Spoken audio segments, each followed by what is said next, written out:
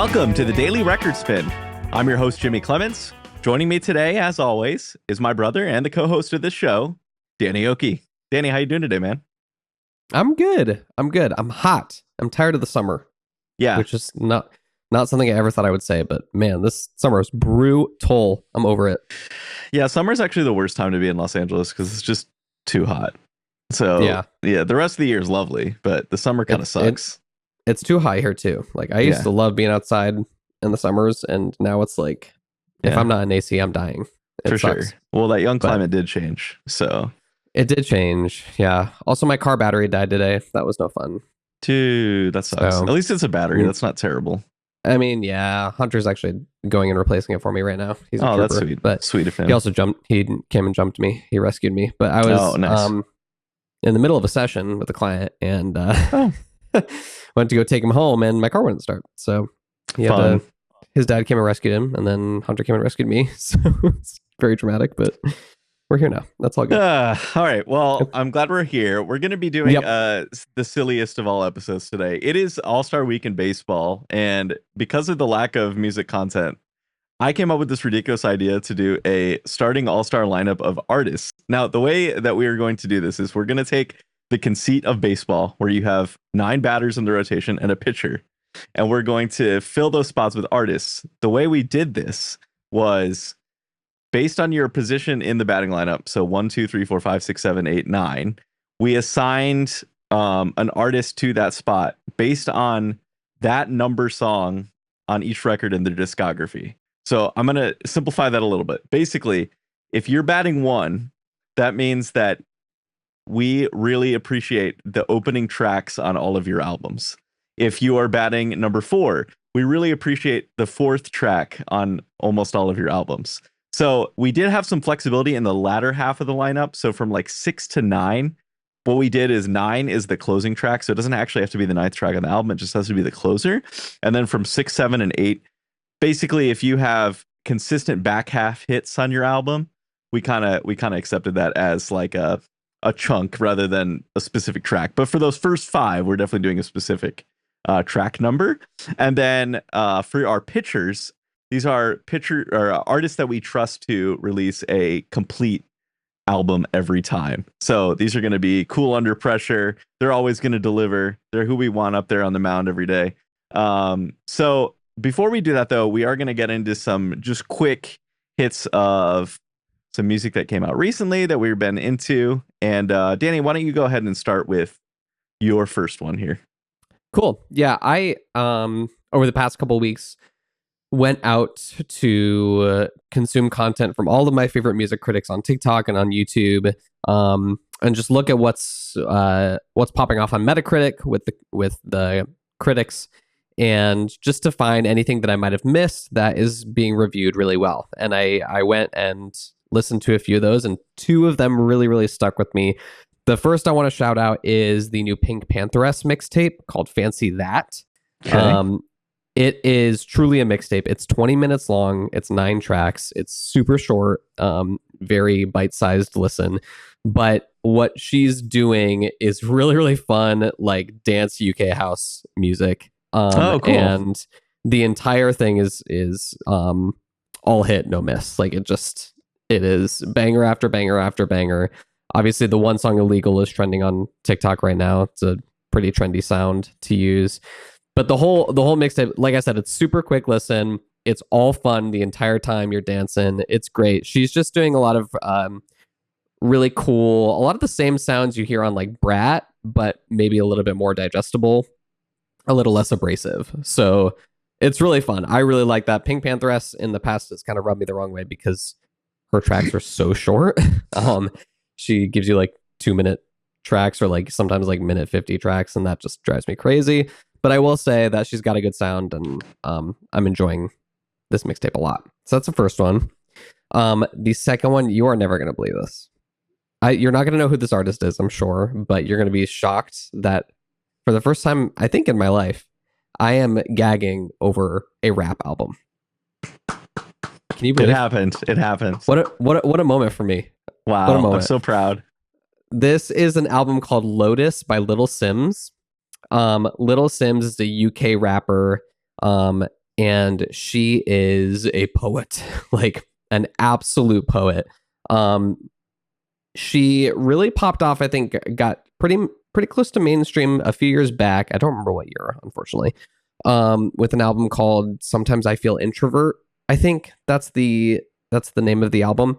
I have not heard that. I've only heard Lotus, but Lotus is like this weird experimental jazz rap album that uses a lot of live instrumentation and kind of these moody chords and very kind of old-timey vintage eclectic voices and hooks. And it just feels very I don't know what the word is, but it feels very old-timey in the way it's produced. And the instrumentation that's being used. And the lyrics on this are heavy as hell.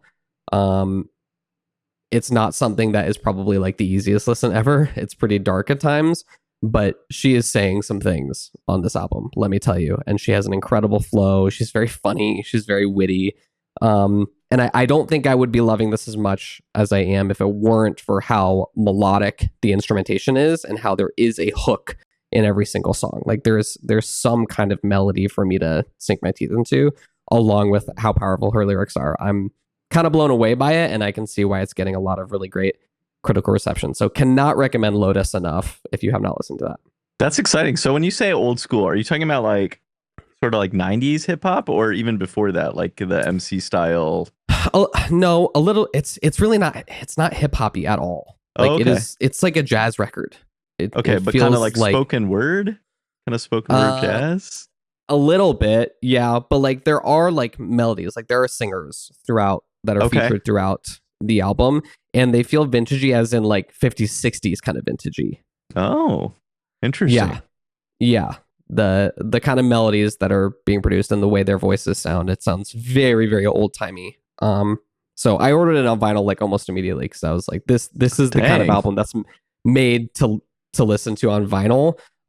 So it's super different for me. I can't believe I'm loving it as much as I am, but it's really cool. It's really, really cool. Highly fabulous. I'll shout out another UK artist. Wet Leg released their second album, Moisturizer, over the weekends, and I love this album. It's a lot of fun. I think they struck gold again, which is rare. I mean, like they had such a moment of virality from that first album with just the lyrics and the punk aesthetic and everything, and really they don't tread new ground here, but the songs are all really good and they're fun and they're in your face and they're what punk rock should be. So I'm gonna keep listening to this record. I think it's really fun.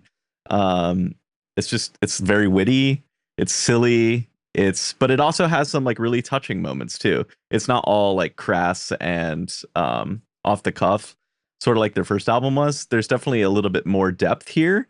So I'm excited to explore it more. I've only listened all the way through once so far, so I need to keep going back to it, but I really liked it overall. Cool.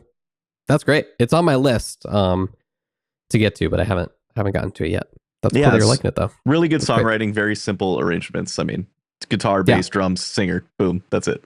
Some synth, but it's pretty down the middle, very good punk rock. Is it pretty in line with what their first album was? Yeah, although I would say it's a little bit more polished. Okay, I like more polished. That's that makes me more excited to listen to it because I didn't love their first record. But their first one, it leans a little more garagey, I would say. This one is a little bit more. We booked a nice studio and somebody really smart was mixing this. So that's my bad. Okay. Yeah. All right. I will check it out then. Sounds cool. Yeah. All right. I guess we do have to briefly touch on the Justin Bieber drop, the surprise Justin Bieber drop that happened over the weekend. Justin Bieber dropped a 20-song album, if you can call it that, called Swag. It is not really an album. It is kind of just a rumination. There are lots of tracks. Most of them don't go anywhere. I will save our listeners this sort of like, we don't have anything nice to say about this album. It is unfortunate because it seems to be one of the few things people are listening to this year. And it is. You know, I like the McGee and Dijon like production. It sounds really cool. Mm-hmm. And I actually really like the song Daisies, but I think outside of that, like just nothing really spoke to me, if I'm being honest. Yeah. I have lots that I could say, and I, like you said, I will spare the audience. I think that people are really glazing it right now online because I think people are desperate for a male pop star to do anything. They are. And Justin Bieber is probably our last remaining, maybe Harry Styles is our last remaining like true male pop star, and he hasn't done anything good since like his Purpose album. So I think people are just like really grasping at straws to make this good. I think it will be forgotten in a year. I genuinely do. Yeah. It feels like one of the like Drake drops that never went anywhere. Yeah. That's just kind of how this album feels to me. Agreed. And why is it called Swag? Okay. I'm not getting into it, but his whole thing is weird. Now, I don't know if you saw, but apparently this is like an appetizer and he's going to give us like a true pop record at the end of the year, beginning of next year. Did you see that? No, but that's exciting.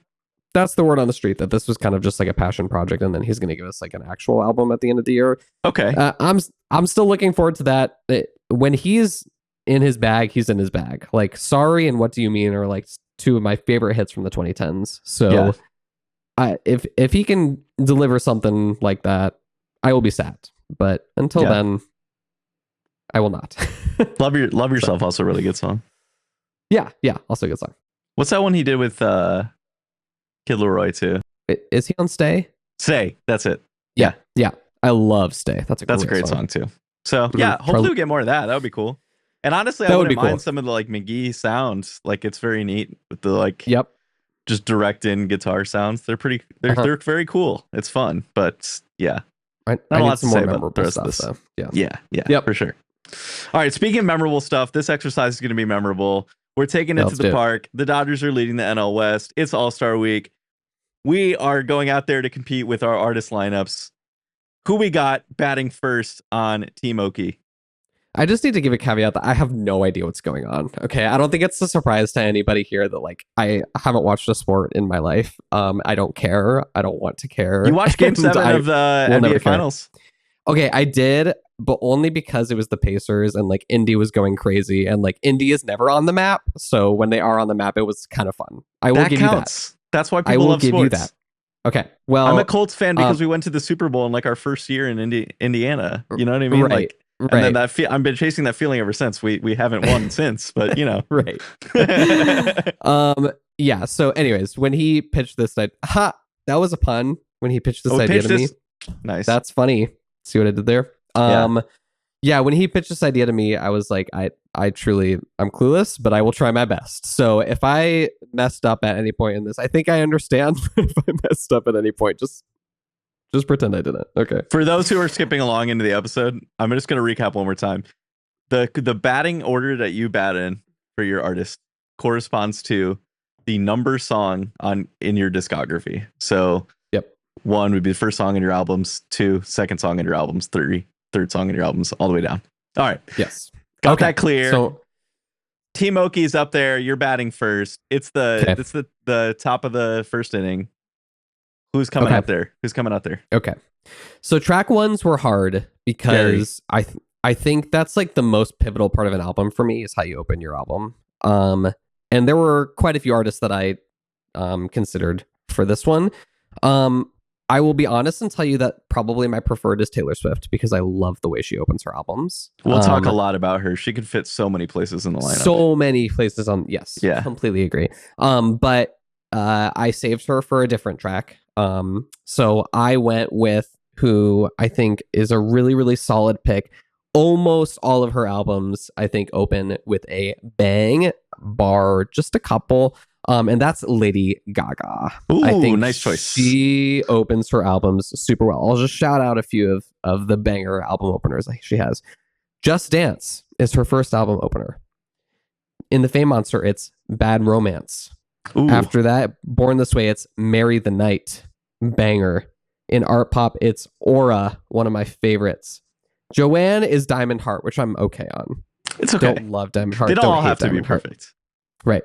Chromatica is Alice, one of my favorites on that record. And then obviously Mayhem, she opens up with Disease. So I think she has a great way of not only giving us bangers at the beginning of the album, but also setting the tone for what that album is going to sound like right off the bat. So that's I love it. One. I love it. Okay. Yep. So Team Clement's coming out there with their first in the order. This one was one where I broke from a rule I set for myself. So for the most part, I chose artists with deep discographies because it's just easier when you have a lot more body of work to look at and be like, okay, this is a trend now that I can. However, this was my one break with it. This artist has only 2 albums, but I just wanted to put Olivia Rodrigo out there first because I just trust that every album going forward is going to start with a banger. I mean, Brutal and All American Bitch are just like literally 11 out of 10 album openers. And so I wanted to strike fear into the heart of whoever's pitching by just putting out our biggest rising pop star to take the first hit of the game. Yeah, she knows how to open up a record. I trust her too. I can't imagine she's going to break that trend. That's how I feel. I remember after hearing Driver's License and the first few singles to open the album with Brutal, everyone was like, what? I mean, we had Good For You by that time, but Brutal was like even took it further. And then All American Bitch takes it even further than that. So yeah, she's good at surprising us at the beginning of the album for sure. That's a great pick. Awesome. Okay, number 2. So let's just say we hit it out of the park. We got a leadoff home run. You're coming up with your second pitch or second batter, no outs. Who you got to keep the party going? To keep the party going, I have a little known artist that we may have or may not have just talked about named Lorde. Who is fantastic at leading into the rest of the album after. She's also very good at setting the tone for the album with the album opener, but I think you really get into the meat of things in the second song with her. So in Pure Heroine, it's 400 Lux, which is a great song on that record. In Melodrama, it's my all-time favorite Lorde song, literally unbeatable, the one, the only, Sober. That song is actual perfection. Like I have 0 notes on Sober. Like that alone puts her in the spot, let alone the other 2 albums. Solar Power is one of the only songs I like on that record, which is the title track, Solar Power. And in the most recent album, Virgin, it's What Was That, which is the banger first single. So I think that's pretty sick. Yeah. What can I say? What can I say?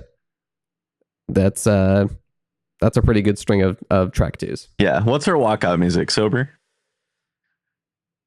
Yeah, probably. Yeah. That's just the best Lorde song.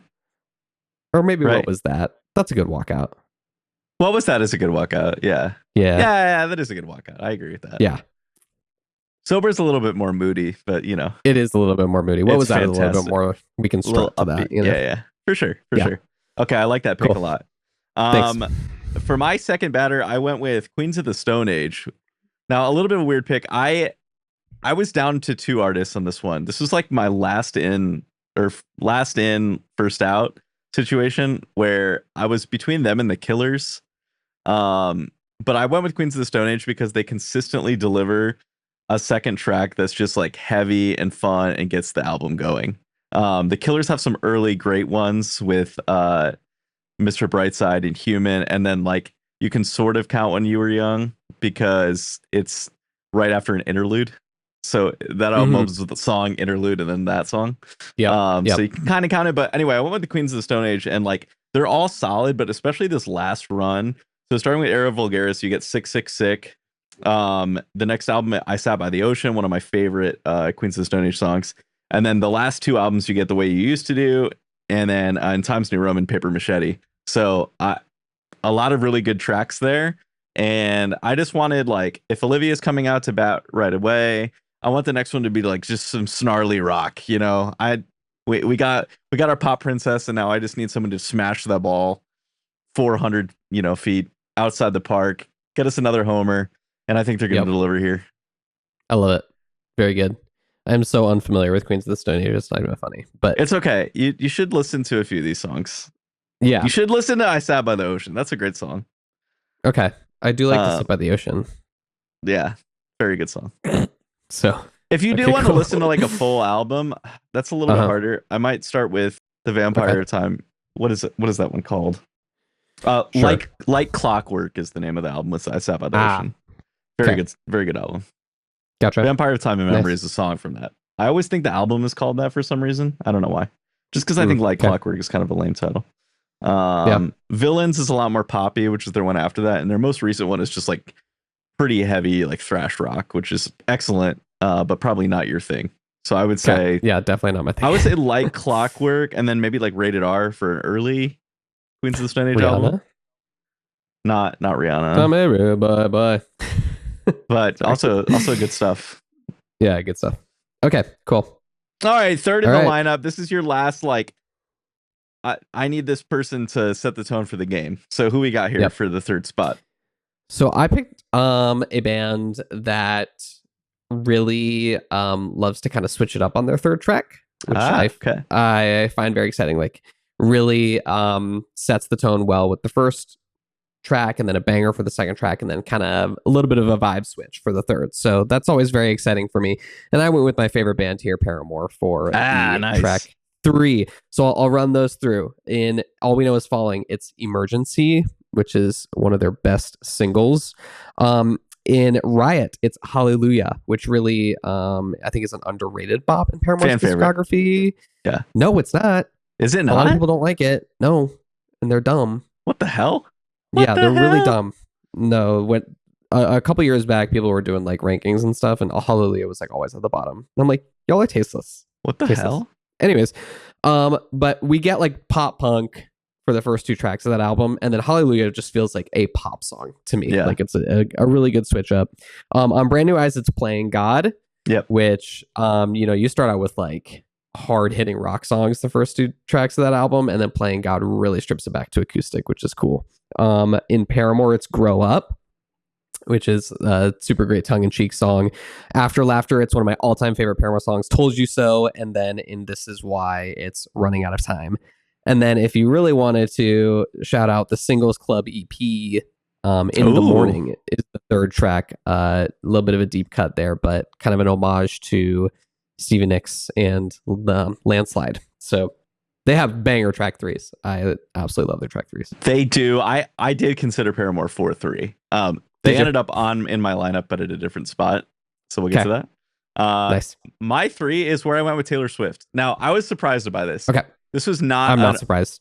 This was not where I originally was going to put her. I was originally going to put her one spot, and then another spot, and then another spot, and then I looked at her track 3s and went, "Oh my god!" Oh my god! Yeah, her track 3s are elite. Here's Taylor Swift's track 3s from beginning to end. Teardrops on My Guitar from Debut. Love Story from Fearless. Back to December from Speak Now. Treacherous from Red, which is a personal favorite. I picked that in our Taylor Swift draft. Style, like her best song ever. I Did Something Bad from Reputation. Lover from Lover. Another personal favorite, The Last Great American Dynasty from Folklore. Evermore's is Gold Rush. And then you get From Midnight's Antihero.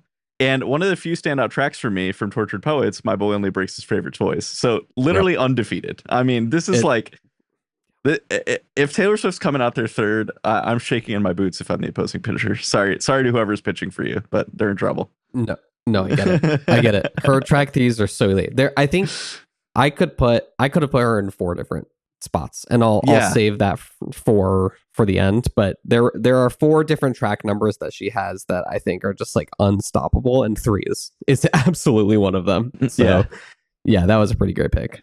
For sure. Okay, so to recap, your starting 3. Who were they? Yeah, my starting 3 are Lady Gaga, Lorde, and Paramore.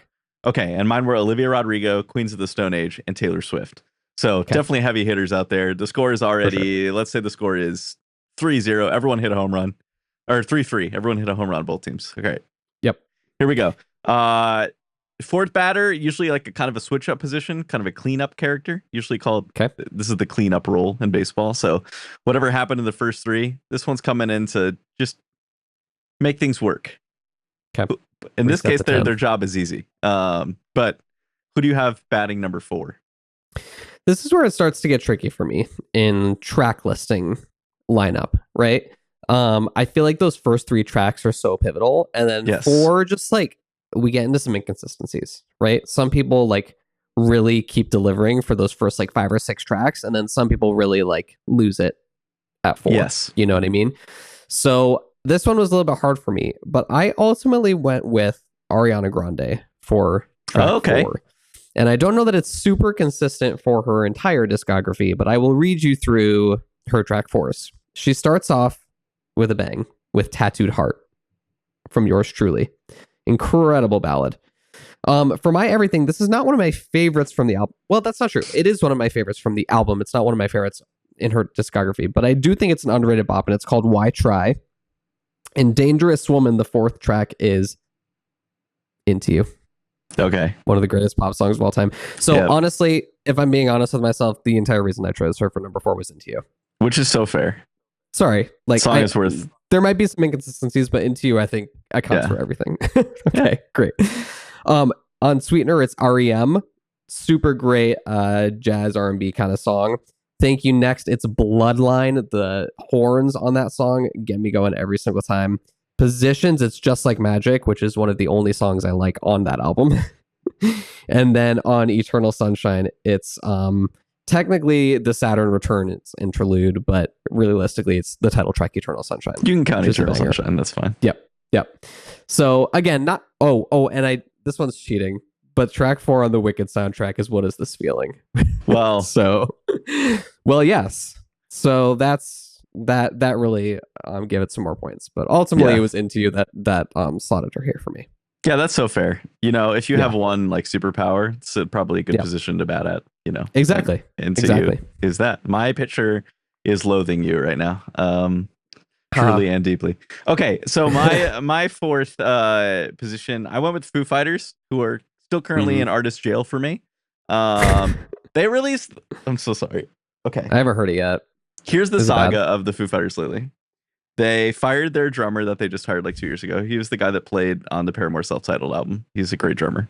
I don't know why. He doesn't know why.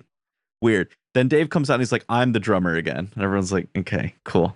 And then they released, and then he started making these corny ass appearances with his wife going out to do stuff. It feels like he's just trying to repair his good guy image after all of the reports came out that he's like a serial cheater. Like at this point, you can't put the genie back into the bottle. You have to just embrace what you are at this point. And instead, he's going the complete opposite direction. The new single is just this like corny ass like ballad. His daughter did the cover art. Like it's just corny. It's so corny. Nobody wants this. I'm very frustrated by the whole thing. However, the Foo Fighters mean a lot to me. And for this cleanup position, I wanted an artist that kind of had sort of like what you did with the third spot, fourth songs that are usually shift the album into something new. So they're always surprising. That's what I really like about the fourth track of Foo Fighters albums. Yeah. Most of the time, it's a slow down from really 3 heavy tracks before it. Sometimes it's a ramp up. So going through their discography, in the self-titled, you get Alone and Easy Target, which is one of my favorites on that album. In the Color and Shape, you get My Poor Brain, which is like one of the heaviest songs on the record, which really comes out of kind of early, kind of a pop moment to start that record. From Nothing Left to Lose is Give Me Stitches, which is one of my favorite fourth tracks on any album. I just love the switch up that song has. And then you get 2 really big hits and the next 2 records with Times Like These from One by One and DOA from In Your Honor. Both really great songs. And an additional hit after that, you get Long Road to Ruin from one of my favorites, Echoes. And then there's a few duds in here, but Wasting Light gives you White Limo, which I know you hate, but I think it's a really fun song. And it's such a change up from the rest of the record. It's the only screamo song on that album. Yep. From Concrete and Gold, you get Sky is the Neighborhood, which was another pop hit for them. Good one. And then most recently, but here we are, the title track is the fourth song on that record. So they definitely have a long run of really good fourth songs. And I just thought they fit really well here. What is the fourth in Medicine at Midnight? Waiting on a War. Oh, I love that song. That's also a good one. That's a great one. Great song. Yeah. Cool. Nice pick. Very nice pick. Thank you. Sorry to hear about the most recent single. That's a bummer. You know, it just feels like he felt like he had to put that out, and it doesn't really feel like the band's involved. It just feels like Dave pulling like a Panic at the Disco, Maroon 5 kind of deal. Well, that's what I'm worried about. Yeah. I mean, it's a big band, though. I mean, outside of Dave, it's Pat and Nate and Chris Shiflett, and then they had a drummer. He got fired, so I don't know what they're gonna do live. Dave can't play drums live, so I don't know. I'm just still confused by the whole situation. But weird. I mean, he can play drums live, but he can't be the lead singer of the Foo Fighters and play drums and live. Also, exactly. Yeah, I knew what you meant. That's a bit of a mess. I hope they figure that out. Well, we'll see. We'll see. Out. They've been around for 30 years now. Maybe this is the end for them. We'll see. Yeah. That's a really long run. So, yeah, that was a fun one. That's very true. Cool. Good pick. All right, the hallowed fifth position, often thought of as a signature song on an album, especially immortalized by the Taylor Swift sort of discourse. So, who do you go with the 5 spot? Because it's a tough one. I went with the cop out. I went with Taylor. Yeah, that's so fair. I mean, I looked at it. How could I do this exercise and not do track 5 for Taylor? You know what I mean? Her track 5s are not historically my favorite songs by any means. Like track 3 is probably the bangers, right? Yeah. But the lore of track 5, I think, is just so deep, in my veins at this point, that when you told me about this exercise, I was like, okay, well, I've got 5 down. Now I just need to do the other 8. You know what I mean? Exactly. It was immediately just went Taylor for track 5. Got to do it. So her track 5 is obviously very, very famous. It's Cold As You. Let's see if I can do it from memory. Cold As You, White Horse, Dear John, All Too Well, obviously. All You Had to Do Is Stay, Delicate, The Archer, My Tears Ricochet, Tolerate It, You're On Your Own, Kid, and So Long London. So those are all the track 5s.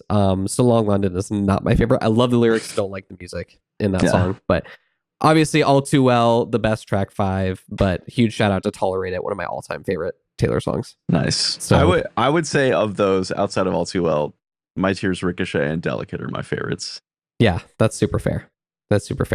Tolerate It is like very close to All Too Well to me. Like I love that song. It's a great song. Much. It's heart-wrenching. Yeah, so the lore was too juicy for me to not pick her for track 5. Sorry, sue me. No, I honestly expected you to, which is why I didn't. So Yep, fair enough. That works perfectly. Track 5 was really hard for me. Because I used Taylor at 3. It's hard to find artists that have a consistent track 5 because track 5 usually is sort of the turning point of the album. It's like when the album becomes what it is. I don't know. It's sort of the meat and potatoes. Yeah. It's after the singles. They're often so different album to album. And so it's hard to find an artist with that level of consistency. I ended up going with Coldplay, actually. So I was surprised at some of their track 5s. Some of their best songs are on here. So they start off with huge bangers. Their first 2 track 5s, Yellow for Parachutes and Clocks. That's about as good as it gets for 2 track 5s in a row. Yep. They follow that up with Talk, which is a standout from X and Y for me. And then Lovers in Japan, which is one of my favorite songs from Viva La Vida. So that's great. And then 3 other ones I want to shout out from their very long discography. They're not all good, but I really like Midnight from Ghost Stories. That's the like really auto-tuned, like vocodery. Yeah, that's kind of cool slow, song. Mesmerizing song. Adventure. Which, like, sidebar. So sorry. Yeah. Ghost Stories I used to have a lot of vitriol for because I thought it was super boring. It's pretty good. The older I've gotten, it is my sleepy time album. Like if I need to sleep on like a plane or something, I turn it on. It's very relaxing. I'm actually not mad at it. It's a nice album. It's soothing. It's nice to listen to. It's very soothing. Okay. I really like the song Ink as well. Anyway. Yeah. Adventure of a Lifetime from a pretty ghastly album overall, but that song is great. That song is good. And then from their, I forget what the name of this album is. It's the one with guns. It's like 2019. Oh, is it the black and white album cover? Yeah, that one. Everyday Life? Yes, Everyday Life. The song Daddy on there, which was single for them. Also a really nice song. Daddy Chill. And even their most recent one is pretty good on Moon Music. I can't remember the name of this song, but it was good as well. I don't remember. So anyway, a very, very solid group of songs there. And, I had to fit Coldplay on here somewhere because I love them so much. So. Yeah. Good band. Yeah. I mean, those first few, Do It Alone, probably. Yeah. Yellow, Clocks. That's pretty. Yeah. That's pretty unbeatable. The 2 of my 5 favorite probably songs by them. Well, right. The 2 of their best songs ever. Yeah. Yeah. Cool. So. Okay. All right. Let's go to 6. 6 is a fun one. I actually had several candidates for 6. So I'm really excited to see what you did here. So 6, I will 7. Yeah. Sorry. Do you want to say the thing about 6, 7, and 9? Well, 6, 7, 8? I'll tell you what I did, and you can say if you went the same way. I didn't really 6, 7, and 8 I all considered basically the same thing. So okay, that's so fair. I considered all of it like the middle of the album. Yeah. Generally speaking. So like some of that is like track 5, 6, 7, some of it's 7, 8, 9, some of it, you know, so on and so forth. But when you look at the track list, you go to the middle, and whatever that string of like 3 or 4 songs is, I consider to be what I'm looking for here. So that's kind of how I did it. I didn't do it based on one song. I did it based on 3 or 4. Probably. Okay, cool. With 6, I actually had enough that I just did the number 6. With 7 and 8, I did more of that. Okay. Gotcha. Yeah. Cool.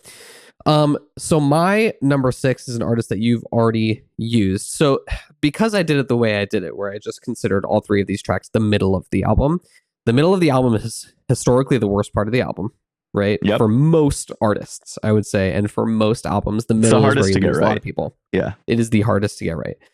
So I purposely went with artists that have kept me entertained in the middle of the album, despite it being so difficult to do so. Love it. That's kind of how I went. So Olivia Rodrigo took spot 6 for me because when you look at her again, only 2 albums, so take it with a grain of salt. But in Sour, generally, the middle of the album for me is Deja Vu, Good For You, and Enough For You. Yeah. So bangers. Banger. Do I need to say more? Next is Guts. Generally, the middle of the album is like Making the Bed, Logical, Get Him Back, Love Is Embarrassing. Again, need I say more? Yeah. So she's very good at yeah. Right, exactly. So I think her biggest flaw is ending the albums. I think that's her I agree. Her weakest that's her weakness is the ending the albums. I think she starts it off with the bang, and I think she keeps you locked in through that middle when many artists can't. So she was my 6. Love. For my 6, I went with an artist you already chose. I went with Paramore here. Okay. Now this is one where it's like these are fan favorites for the most part. Well, and 2 really big hits also. So I did not include All We Know Is Falling on here because I just don't know that album very well outside of Emergency and Pressure. So on Riot, you get Let the Flames Begin. One of the few songs ever written that got a sequel. So that's how good it is. Brand New Eyes is the only exception. Self-titled, Ain't It Fun? So those two are pretty much enough. But then it really separates itself and why I chose this for 6 over some other artists. Most recently, you get 26, which is just breathtaking. Yep. And then You First, which is my favorite song on You most First recent is album. elite.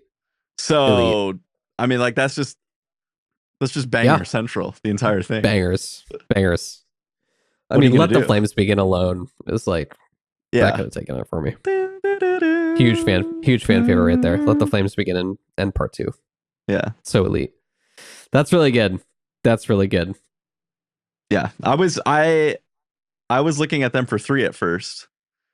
Is that where you put them? That's where I put them. Yeah. Because Told You So is my favorite Paramore song. So I was like, well, that seems like. And then I looked at their track 6s and I was like, wait, what? Yeah. So some bangers right there. Yeah. Yeah. They're really good at the middle of the album too. They are. They're very good at it. They know what's up. What were your 4, 5, 6 then? Go recap your 4, 5, 6. So my 4, 5, 6 were Ariana Grande, Taylor Swift, and Olivia Rodrigo. Love. And mine were Foo Fighters, Coldplay, Paramore. Nice. Okay. I went with all bands. You went with all solo artists there. Interesting. Yeah. Okay, fun. All right, so these final 3. Yep. So 7. Who's 7 in your order? This was a really hard spot for me.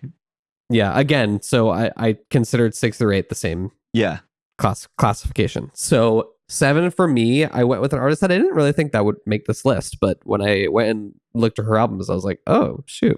Okay. And that is Miss Dua Peep. That's my 7. Shut up. No. Are you for real? I'm for real. Okay, we can talk about this together. We both chose Dua Lipa at the 7th spot. That's crazy.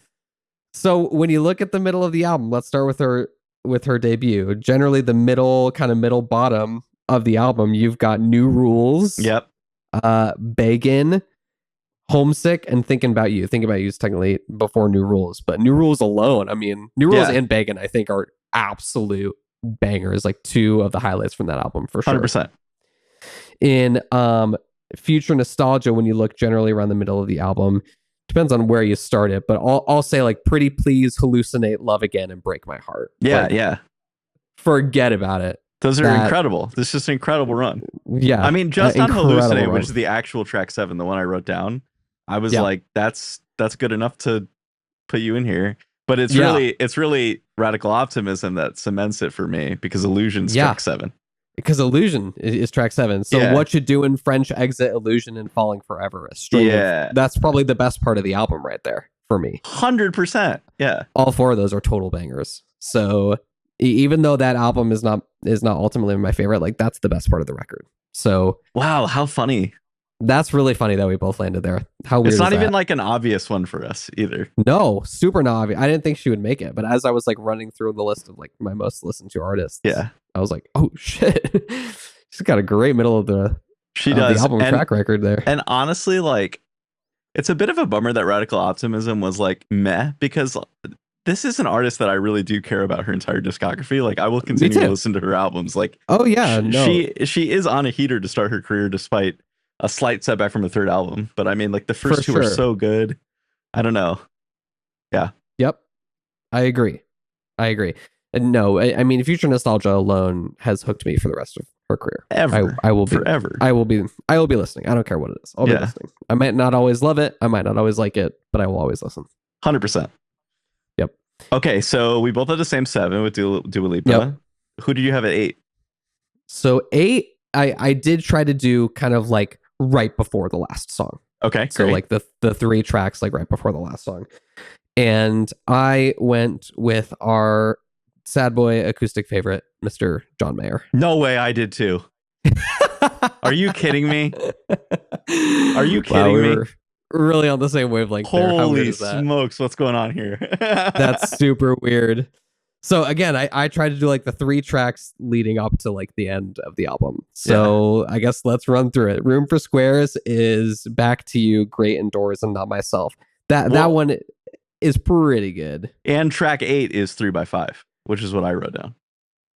Oh, track 8 is 3x5, isn't it? Yeah. Yeah, well, 3x5 is one of his best songs. Perfection. Ever. So yeah.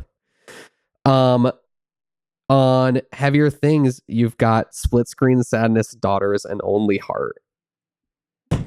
Hello? Fire. The 2 best... Well, I don't know about the 2 best songs on that album, but 2 of the best songs on that album are Split Screen, Sadness, and Daughters. Doing it off the top of my head, I would say with that album, my favorites are Clarity, Daughters, Wheel, and Home Life. Would be my favorites. But I mean, Split Screen, Sadness also great. Also great. I'm a sucker. Oh my god, Bigger Than My Body. Never mind. That's I know he'll never play it live, but I love that song. Well, yeah, it's because that sound he can't really play live. It was like a one-time thing that he got that thing.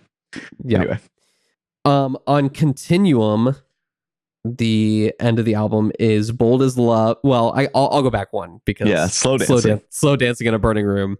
Yeah, Bold as Love, Dreaming with a Broken Heart, and In Repair. Bold as Love I could do without, but Dreaming with a Broken Heart and In Repair, I love both of those songs. Those are great. Did you count Where the Light Is? I skipped that one.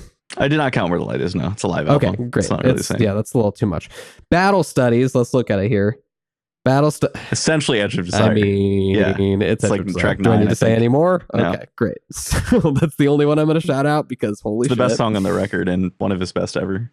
I think it is, if not my favorite, my second favorite of all his songs. Yeah, of his whole discography. Yeah, That's because I think what my favorite is the next in Born and Raised, Walt Grace, The Submarine Test. Yeah, Whiskey, and A Face to Call Home. Fuck, that's crazy. I mean, come on. Paradise Valley, the ending of this, the couple that lead up are You're No One Till Someone Lets You Down and Badge and Gun. That's a little mediocre. That's a little mediocre. That's a mediocre album. Gun, it is. It's not my favorite. And then Search for Everything, the 3 leading up are Never on the Day You Leave, Rosie, and Roll It On Home. Rosie, dude. Really, for me, it's Never on the Day You Leave and Rosie. Those are bangers. Yeah, both so good. So good. Even Sob Rock has Till the Right One Comes too towards that. Oh, right. I was forgetting about Sob Rock. Yeah, well, it's not great. And Carry Me Away is over there too. Carry Me Away is the second to last track, which I love Carry Me Away. So he's great in the final third of the album. I guess I just feel like is the third to last, which is another one of my favorites. Damn. Mm-hmm. Yeah. So he's got a good string of like almost at the very end of the album. Yeah. That's just I think that just goes to show you like his quality of songwriting. It's just like it doesn't really dip song to song. No. And so he has all these bangers that are just on the back half of albums because it's like they're not really singles, but my God, they're such great songs. Yeah. That one I was kind of surprised by. Like I was looking at John Mayer's discography, like trying to figure out. I was like, I know I want to include him here, but I don't know where to include him. And then as I was kind of thinking, oh, I might just not include him as I was getting lower and lower. But I was like, oh, wait a second. Yeah. The very end of his albums are really good. Yep, so that's the highlight for sure. I actually put him pretty early at spot 8. Like I was like kind of locked in. I was like, I feel like they always end strong. Not the last song, but like very close to the end. Yeah. Speaking of which, I would not be shocked at all if we have the same closer. Who is your ninth batter? Is it a certain ginger from the UK? It sure is. We both picked Ed Sheeran. Wild. Mean, how could you not? I know the endings of the albums are so the endings are always so iconic and they're always so fucking sad. They're like the saddest songs of all time. Just like rip your heart out every time. Like every time I get to one of these albums, the end of the album, I have to pause and be like, here we go. Here we go again. What the fuck are we gonna do now? That's crazy. We had the last three all the same. Absurd. That's and honestly, bizarre. Our team's pretty similar throughout. Yeah, a lot of overlap for sure. Crazy. Yeah, I mean, let's just shout out the ending tracks for Ed Sheeran albums. The first is "Give Me Love," one of his best tracks in his entire discography. Yep. On "Multiply," I know you love this song, and this song has only grown on me more and more as I've gotten older, which is "A Fire Love." "A Fire Love," one of my all-time favorites. And "Multiply" really has two, because if you count the final track of the bonus tracks too, it's "Icy Fire." "Icy Fire." So, which is this is double win. Chills. God damn, that song is so good. Holy shit. Let's see, my Spotify's not loading, but I could probably name these off memory.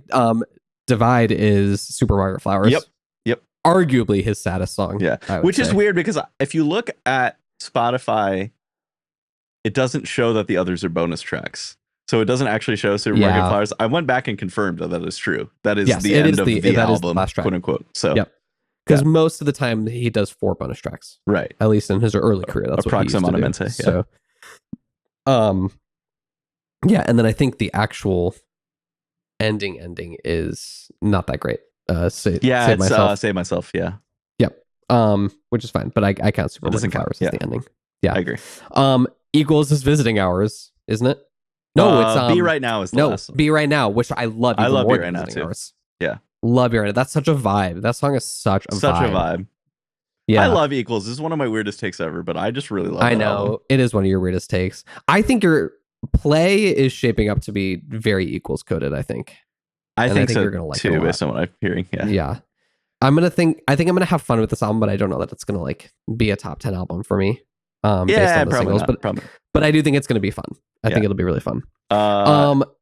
Then Subtract is Hills of Alberfeldy. Hills of Alberfeldy, which is so gorgeous. Beautiful. I remember the first time I heard that song, I literally cried because I've been missing that Irish folk song influence from his early career, and when that one came on, I was like, fuck. Yeah. We're so back. And then in Autumn Variations, it's Head Then Heels. So yeah. I love that song. That song comes up on shuffle all the time for me. Does it? Weird. Spotify loves to play me that song. I don't like that album, but it's Aaron Dessner's fault. It's not Ed's. I get it. His thing just doesn't really, it's not my thing. I love that album. Outside of Folklore and Evermore. I don't know why. Yeah, I know. I get it. But banger album closers. I mean, he knows he knows how to close an album like no other. He sure does. He's a showman after all. Where else did you think about putting Ed? Did you ever consider a different spot? Okay. No. I looked at 3. I knew I was going to put him there. 3 and 6 were strongly considered for Ed. 6 especially, it's got some really good ones there. It's Small Bump, it's Photograph. It's oh gosh, I can't remember what it is on Divide. It's Joker and the Queen. Like he's got some really, really good ones at 6. Yeah. And then 3 is always a single, so that one's always Right. UNI is not, but it's like it's Sing. It's Dive. So he's got some good ones at 3 as well. But yeah, Closer is definitely his specialty for sure. Yep. For sure. Yeah, that was one of the earliest ones for me. I was like, okay, nice. We're putting Taylor in 5 and we're putting Ed in 9. Yeah. I was like, next. Okay, so who's your pitcher? Because we might have the same pitcher also. I wouldn't be shocked. At this point, I feel like we do. So tell them what you told me about, like, what. So pitcher. This is the one. This is the person that you most expect to release a fantastic album every time. You can trust them up on the mound. They're just gonna like get the job done. You know, they may not have a perfect game every time, but the quality is going to be so high that you're never worried about it. So who did you have? So this is consistency in the full body of work. Yeah. You expect this person to release an album, right? Yes.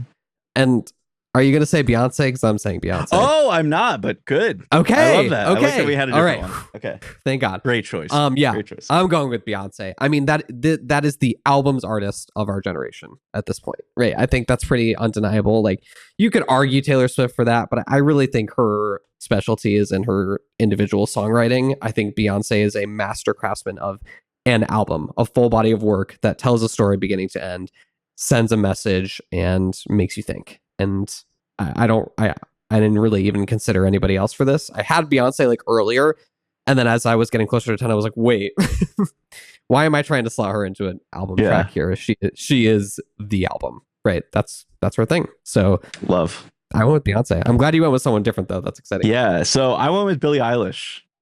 Okay. Far fewer albums, but I just trust it. Like it's not. Yep. She and Phineas care so much about the album. Like that's not going to change.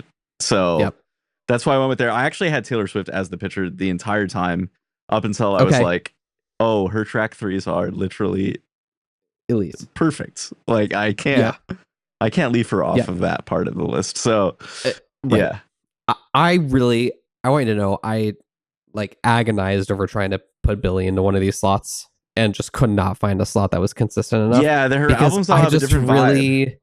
I just really don't love Happier Than Ever. And so that really I know threw it off for me. It's not my favorite of her records. And so I couldn't put her as the pitcher because although there's one album When We All Fall Asleep and Heavy Heart and Soft are like god tier albums for me, that one just missed. And I think that really throws off all the track rankings because it's so up and down the entire record. Yeah. So, but you love Happier Than Ever. So that totally makes sense to me why she slotted in there.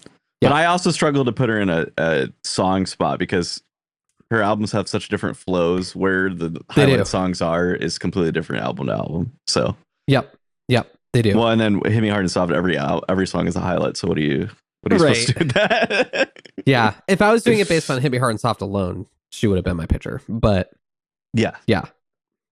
So fair. Makes sense. Okay, so go through your whole team real quick. Okay, so one was Lady Gaga. Yeah. And I will say I want to shout out that I had Adele as a backup for track 1. I wanted to fit Adele in somewhere, but I just couldn't figure it out. Yes, but it was really only 2 track 1s. It was Rolling in the Deep and Hello, which is like hello, but ultimately Lady Gaga. So 1 Lady Gaga, 2 Lorde, 3 Paramore, 4 Ariana Grande, 5 Taylor Swift, 6 Olivia Rodrigo, 7 Dua Lipa, 8 John Mayer, 9 Ed Sheeran, and my pitcher Beyonce. Great. And I also had 7, 8, 9 the same. 1 was Olivia Rodrigo, 2 Queens of the Stone Age, 3 Taylor Swift, 4 Foo Fighters, 5 Coldplay, 6 Paramore, 7, 8, 9 Dua Lipa, John Mayer, Ed Sheeran, and then my pitcher was Billie Eilish. Okay. Love it. Well, that was fun. That was fun. I do want to shout out briefly the tracks I considered putting Taylor in, which were 1, 3, 5, and 9. You ever look at her track 9s? No. So the only reason I didn't is because 9 we said album closer, but had there been more, I probably would have put her into track 9 here because Spotify doesn't have. Oh wait, I'm gonna pull up my little. Hold on, pause for a sec. Track 1 is a solid choice though. I do love her track 1s. Her track 1s are fantastic. Okay, are you ready for her track 9s? Yeah. Are you buckled in? Okay. 9 track. Wait. Oh, okay. Her track 9s, Should Have Said No, You're Not Sorry, Enchanted, Stay, we'll skip. Wildest Dreams, I like that song. Getaway Car, Cornelia Street, This Is Me Trying, Coney Island, Bejeweled, and Guilty as Sin. Pretty good. Absolute bangers. I don't think they're as good as her 3 or 5, but they're the biggest ones for me are Enchanted, Getaway Car, Cornelia Street, and Guilty as Sin. Yeah.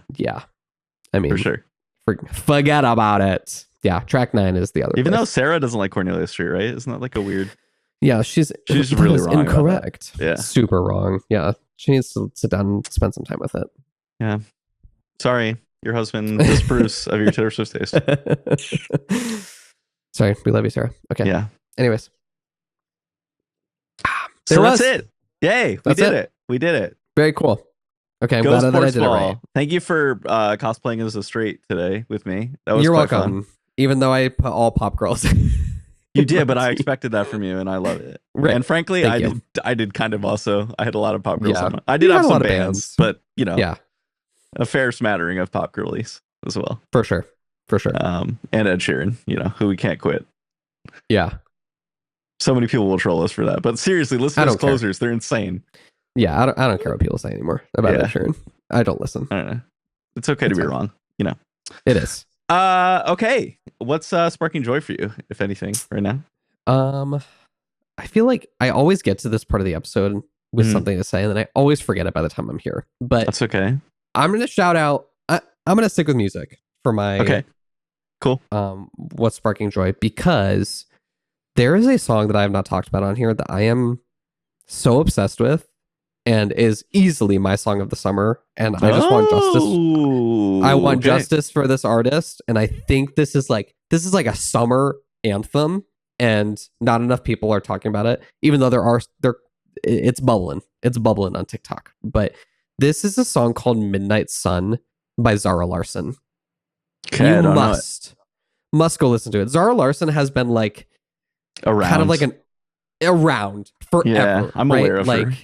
Kind of like a bubbling under pop artist. Yeah. I think from like Sweden or Norway or somewhere in that area. Okay. She looks like it based on her picture. I have dabbled in the past and never been like overly impressed with her stuff. This song is perfection. It's pop perfection. It's summer perfection. Her voice is fucking crazy. The beat drop will make you lose your goddamn mind, and the acrobatics she's doing with her voice on this are insane. I'm utterly obsessed. I want justice for Zara Larsson, justice for Midnight Sun. It's the title track to her album coming out soon. I will be listening because this song is insane, and I finally found my song of the summer, and it's that. Love. That's all I'll say. Oh, thank God. I'm obsessed. We needed one. Yeah, go listen. It's so good. Okay, cool. Yeah. Yep. My sparking joy is because of my injury and recovering. I've been watching a lot of movies. Okay. So I've watched some movies that I missed. I watched Black Bag, which came out earlier this year, Steven Soderbergh movie with Michael Fassbender and Cate Blanchett. Loved that. Okay. It's like a spy thriller meets Who's Afraid of Virginia Woolf. Got some great dinner party scenes, so really fun movie. And it's very stylish. Love a spy thriller. It's so good. It's the guy that directed Oceans movies. Oh, forget about it. Yeah, spy and heist stuff. I love those. I just showed Hunter Casino Royale for the first time. He's never seen any of the Bond movies. Oh my God, that's the best one. I think. We're going through over Skyfall. I do. Insane. Skyfall is prettier, but I think Casino Royale is not as good of a better movie. Interesting. I don't know though. That's a tough one for me. That's a really tough one. Hunter was not overly gagged by Casino Royale. He really liked it, but I think I made him watch the Mission Impossible movies first. Yeah, and those ones are just a little flashier. They're fun. They're more fun. Yes, and I think that's more his vibe. But he did enjoy it.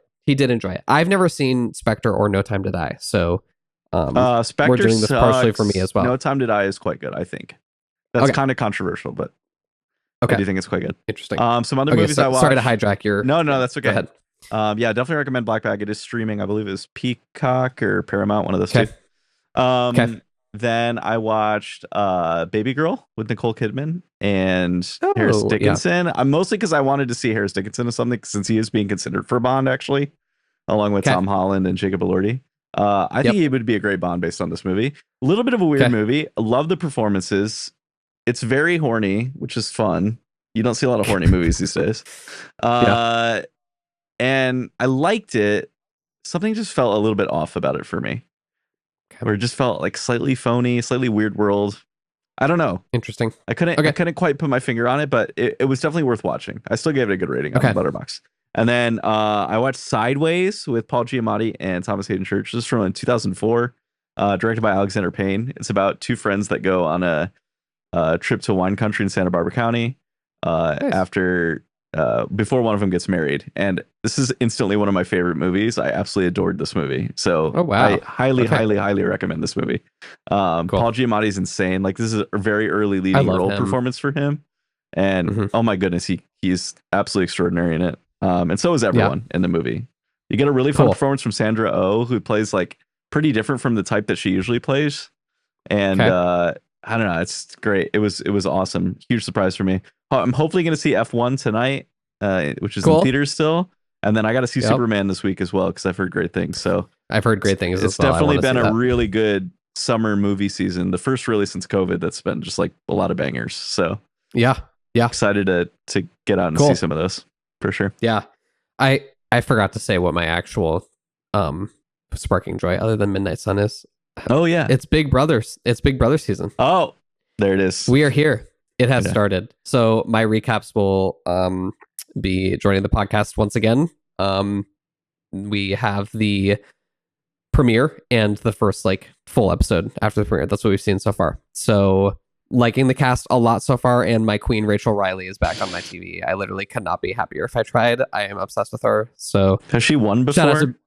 Yes. Was it an All-Star season? No. Oh. She's the only returner. That's iconic. Rude. I know. Why would they do that? That's poor the cast. I love her so much. So yeah, Big Brother. Nice. Gagging. Yep. God, I wish I could devote 10 hours of my life to that every week, but it's just like all I live for. So I love that for you. I'm that way with football, so I understand it. We all have our things. So well, and I do a fantasy team for Big Brother, like you do for football. So yeah, it really is. Is it like a Survivor League? Like you're trying to pick who you think is going to get out every week, or you're just trying to hold on to your player the longest? Or? Yeah. So you pick a team of 5 that you think is going to score the highest, and the points are kind of confusing based on winning games and stuff. Or being on the right side of the voting with the house, like that kind of stuff. That's again confusing. So you get points for that. But then you also every week pick who you think is going to go home as well, and then you can collect points for that as well. So it's fun. Have you won before? Very fun. No, I think this is our third or fourth year doing it. Okay, and I have not won. But well, good luck to you. Thank you. Any money on the line here? Are we gambling? No money on the line. Oh, just for funsies. It is pretty fun with money on the line. I'll be honest. Yeah. No, we don't do that. Just bragging rights, but that's okay. It is fun. Yeah, that sounds great. Yeah. All right. So where can people find us? Obviously on TikTok. We're doing you can find us on TikTok at the Daily Record Spin. That's probably where we're the most active these days. We're getting a lot of great feedback, a lot of trolls, but what else is new? It's the internet. What are you gonna do? It's the internet. But yeah, definitely I would say out of all of our socials, follow us on TikTok, engage with us there. Instagram, we're at the Daily Record Spin _podcast. You can also email us if you have any questions, comments, concerns, episode ideas, things you want us to shout out on the episode. You can email us at thedailyrecordspin@gmail.com as well. Yeah. And if you are listening to this podcast on Spotify, Apple Music, Amazon, whatever you're listening to, don't forget you can also watch us on YouTube. So please like and subscribe there as well. And ring the bell for notifications. We appreciate you guys listening. We'll be back in another couple weeks. Thank you so much. We'll see you next time on the Daily Record Spin.